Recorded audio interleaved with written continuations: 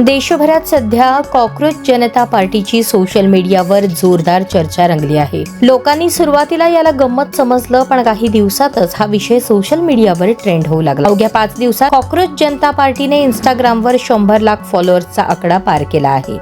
Cockroach जनता पार्टीने फॉलोअर्सच्या संख्येत भाजपलाही मागे टाकलं, तर काही तासात काँग्रेसच्या फॉलोअर्सलाही कॉकरोच जनता पार्टीने मागे टाकणार असल्याचं दिसून येत आहे. काही बेरोजगार तरुण झुरळांप्रमाणे व्यवस्थेवर हल्ला करतात.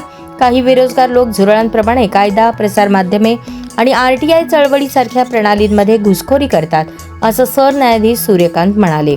यानंतर ही टिप्पणी सामान्य बेरोजगार तरुणांना उद्देशून नव्हती, तर बनावट पदव्या असलेल्यांना उद्देशून होती, असं स्पष्टीकरण सूर्यकांत यांनी दिलं.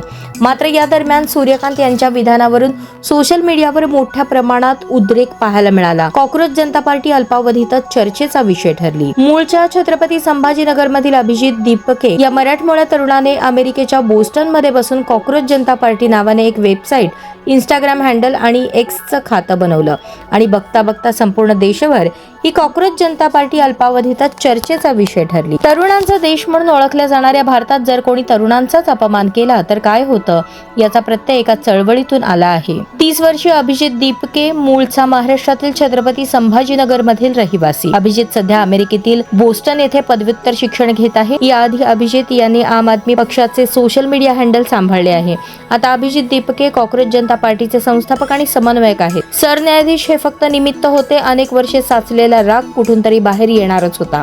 नव्या पिढीला हिंदू, मुस्लिम, जातपात हे सगळे भेद नको आहेत. आम्हाला चांगलं शिक्षण, रोजगार आणि नवनवीन तंत्रज्ञान हवं आहे, असं अभिजित दीपके म्हणाले.